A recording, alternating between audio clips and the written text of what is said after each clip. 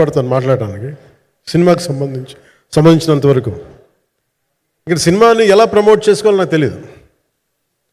పని చేయడం తెలుసు తప్ప దీన్ని అంటే మనం ఇంత చేసామని చెప్పడం ఎప్పుడు నాకు కొంచెం ఎబ్బెట్టుగాను ఇబ్బందిగా ఉంటుంది. ఇంకా నేను చాలా యాక్సిడెంటల్ యాక్టర్ అండ్ ఇంకా గత్యంతరం లేక టెక్నీషియన్ అయిన వాడిని. నాకు నచ్చే సన్నివేశాలు నచ్చే సినిమాలు చేసుకోవడానికి ఆ పరిస్థితుల్లో ఇది నా మొదటి ఇంటరాక్షన్. ఇది నా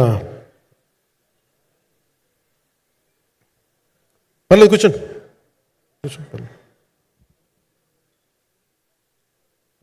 రథం గారు వస్తారు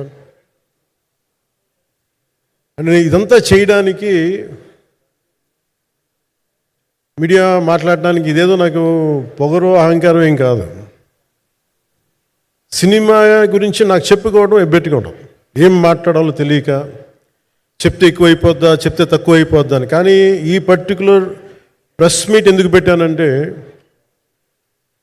ఏం రత్నం గారి కోసం పెట్టాను. అంటే సినిమా బతకాలి అంటే ఈవినింగ్ ఆడియో ఫంక్షన్ పెట్టుకొని మళ్ళీ ప్రెస్ మీట్ దేనికంటే మళ్ళీ నాకు మీతో ఇంటరాక్ట్ అయ్యే అవసరం ఫంక్షన్ తర్వాత ఉండకపోవచ్చేమో అని చెప్పేసి అదొకటి మేజర్ ఒక ఇది కన్సర్న్. అదొకటి అంటే రత్నం గారు అంటే ఈవినింగ్ చెప్దాం అనుకున్నా, బట్ స్టిల్ ఇప్పుడే చెప్పేస్తున్నాను ఈ మాట. త్రివిక్రమ్ గారు రాసిన ఒక డైలాగు అజ్ఞాతవాసిలో, ఒక చిన్నపాటి సౌకర్యం కోసం ఇక్కడ మీరు కూర్చున్న ఒక చిన్నపాటి కుర్చీ కోసం ఒక యుద్ధమే చేయాల్సి వస్తుంది. అలాంటిది ఒక సినిమాని చేయడం అంటే ఎన్నిసార్లు మినీ యుద్ధాలు చేయాలి, ఆర్థికంగా కావచ్చు క్రియేటివ్గా కావచ్చు వీటన్నిటికీ సంబంధించి. అలాంటిది నేను ఎప్పుడు కూడా సినిమాల్లోకి రాకముందు ఏం రత్నం గారు లాంటి వ్యక్తి నా ప్రొడ్యూసర్ అయితే బాగుండు అనుకున్నాను. భారతదేశానికి పాన్ ఇండియా సినిమాని ముఖ్యంగా రీజనల్ సినిమాని జాతీయ స్థాయిలో తీసుకెళ్ళిన వ్యక్తి ఆయన. తమిళ సినిమాని చాలా ఛాలెంజింగ్ తెలుగులో డబ్ చేసి దాన్ని స్ట్రైట్ సినిమాలతో సమానంగా ఆడేంత సత్తా చూపించిన వ్యక్తి.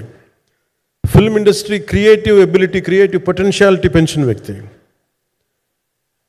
ఈ సినిమా చాలా ఒడిదుడుకులు ఎదుర్కొంది, 2 కరోనా పరిస్థితులు ఎదుర్కొంది. అన్నిటికీ మధ్యలో సినిమా మన క్రియేటివ్గా కొంత ఇబ్బంది ఎదుర్కొంది.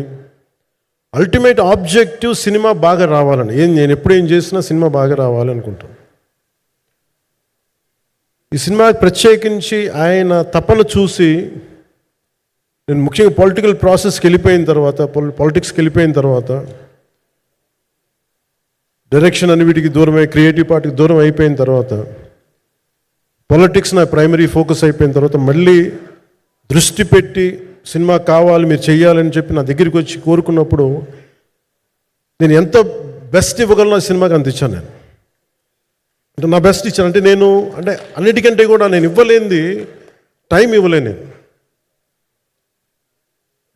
నేను. కానీ అలాంటి పరిస్థితుల్లో ఒక క్లైమాక్స్కి దాదాపు 57 రోజులు షూట్ చేయాల్సి వచ్చింది.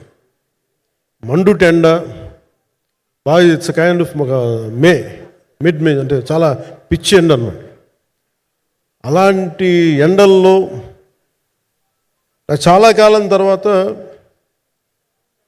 నాకు మార్షల్ ఆర్ట్స్ నేను ఎప్పుడో నేర్చుకున్న మార్షల్ ఆర్ట్స్ ఒక ఎస్క్రీమా కానీ ఊషు కానీ నేను నేర్చుకున్న సెల్ఫ్ డిఫెన్స్ టెక్నిక్స్ కానీ యుఎస్లో నేను ఒక వర్క్షాప్ చేసిన జీత్ కండో ఇవి కానీ ఇవన్నీ ఈ సినిమాకి నాకు పనికి వచ్చినాయి. నాకు వీళ్ళతో డిఫరెంట్ కొరియోగ్రాఫర్స్తో కూర్చొని ప్రత్యేకించి క్లైమాక్స్ పార్ట్ ఇది అందరికీ ఇన్స్పైర్ చేసింది. అంటే మన స్థూలంగా చెప్పాలి అంటే ఒక క్లుప్తంగా చెప్పాలి అంటే ఈ సినిమాకి ఇదే ఆయువు పట్టింది. ఈ ఫస్ట్ పార్ట్కి ఎక్కడ కొల్లూరు నుంచి మన కృష్ణానది తీరం కొల్లూరు విజయవాడ సమీపంలో ఉన్న కొల్లూరు ప్రాంతం నుంచి దొరికిన ఒక కోహినూరు వజ్రం నుంచి అది ఎటు మన గోల్కొండ రాజుల దాకా వచ్చింది. మన హైదరాబాద్ సుల్తాన్ దాకా ఎలా వచ్చింది, దీని ట్రావెల్ ఇటు వెళ్ళింది, ఇవన్నీ జరిగినప్పుడు దీని నేపథ్యంలో జరిగే కథ ఇది. ముఖ్యంగా ఈ ఫౌండేషనల్ వర్క్ చేసిన వ్యక్తి క్రిష్ జాగర్లమూడి గారు చాలా హై కాన్సెప్ట్తో పట్టుకొచ్చారు దీన్ని. ఆయనను రత్నం గారు నా దగ్గరికి వచ్చినప్పుడు చాలా బాగా నచ్చి వెంటనే చేశాను. చేసిన తర్వాత ఒక్కొక్కటి కరోనా నిజంగా ఇంపాక్ట్ వచ్చింది. అంటే ఎలా ఉండదంటే, ఎంత హార్డ్గా ఉండదంటే ఇండస్ట్రీ, అది ఎవరిని తప్పు పట్టలేము. ఒకప్పుడు ఆయన వెంట చుట్టిన నిర్మాతలు, ఆయన వెంట తిరిగిన డిస్ట్రిబ్యూటర్స్, హీరోస్, అందరికి అలాంటి వాళ్ళకి ఒక నిర్మాతగా ఆయన తపన పడుతుంటే నాకు అంటే ఆయన కోసం ఖుషి తీస్తున్నప్పుడు కానీ ఆయనతోటి ఎంత సౌకర్యం ఇచ్చారంటే, అసలు మాకు 1 month ముందు ప్రీ ప్రొడక్షన్ అయిపోయి నాకు అంత సౌకర్యాన్ని ఇచ్చారు. నేను కంపోజ్ చేసిన యాక్షన్ సీక్వెన్సెస్ కానీ, ఫైట్స్ కానీ ఖుషీకి నాకు ఆల్రెడీ ఒక 1 month 1.5 month థియేటర్ నాకు ఇచ్చేసి, మన సురేష్ ఎఫెక్ట్స్ థియేటర్ మొత్తం ఇచ్చి నాకు అంత లగ్జరీ ఇచ్చిన వ్యక్తి ఆయన నలిగిపోతుంటే నాకు నిజంగా చాలా బాధేస్తుంది. ఒకసారి it is not about money, it's not about success, it's about standing by whom you trust, who stood for the people and who stood for the industry. నాకు ఎందుకు ఇది మీతో పంచుకోవాలనిపించింది. సినిమా ఎంత విజయం ఇది నాకు నిజంగా తెలియదు, ఎందుకంటే నేను ఇట్లా అనుకోవచ్చు, ఇంకోలా కానీ ఒక్కటి మటుకు చాలా సిన్సియర్గా చెప్పగలను. Krish came out with very good concept, చాలా హై కాన్సెప్ట్ పట్టుకొచ్చారు. కొంత వ్యక్తిగత కారణాలు, కొన్ని ప్రొఫెషనల్ కారణాలు ఆయన ప్రాజెక్టుకి బయటికి వెళ్ళినా కానీ దీన్ని ఫౌండేషనల్ వర్క్ చేసిన క్రిష్ గారికి మనస్ఫూర్తిగా నా హృదయపూర్వక ధన్యవాదాలు తెలియజేస్తాను మా అందరి తరఫున. అలాగే తర్వాత స్టెప్ ఇన్ అయ్యింది మన జ్యోతికృష్ణ గారు. నేను ఖుషి సినిమా చేస్తున్నప్పుడు అప్పుడే లండన్ ఈ ఫిల్మ్ మేకింగ్ కోర్స్ చేసి మన డైరెక్షన్లో ఇన్స్టిట్యూట్ అంతేనా డైరెక్షన్ కదా, ఫిల్మ్ మేకింగ్ కోర్స్ చేసి అప్పుడు గ్రాడ్యుయేట్ అయ్యి వచ్చి అప్పటి నుంచి ఉన్నప్పుడు బట్ యాక్చువల్ తనతో మాట్లాడుతుంటే మోస్ట్ సెన్సిబుల్ డైరెక్టర్ అనిపించారు. ఈ ఒక టైంలో ఏమనిపించిందంటే బయట ఉన్న మాటలు కానీ అసలు సినిమా వస్తుందా లేదా బయటికి అని ఉండేది. కానీ మాకు ఎప్పటికప్పుడు నీరసం పడిపోయినప్పుడల్లా నాకు నీరసం వచ్చేసేది. సినిమా అవుద్దా అవ్వదా అనుకున్నప్పుడల్లా దీనికి ప్రాణవాయువునిచ్చిన వ్యక్తి కీరవాణి గారు. ప్రతిసారి నేను వర్క్ చేసి నేను ఎందుకంటే సినిమా చివరి దాకా నేను నమ్మను ఎప్పుడు. నేను ఒక సినిమాని నేనేం నమ్ముతాను, చిన్నప్పటి నుంచి వెరీ ఫార్మేటివ్ ఇయర్స్లో నుంచి కూడా ఒక మంచి సినిమా గురించి నువ్వు మాట్లాడక్కర్లా, రిలీజ్ అయితే బాగలేకపోతే ఎలాగ మాట్లాడక్కర్లా. అందుకే నేను ఎప్పుడు సినిమా క్వాలిటీ మీద దృష్టి పెడతాను తప్ప ఇంక మిగతా వాటి మీద మాట్లాడను. అందుకే నాకు ఎప్పుడు ఈ మాట్లాడటం అనే దాని మీద ఎప్పుడు దృష్టి పెట్టలేం.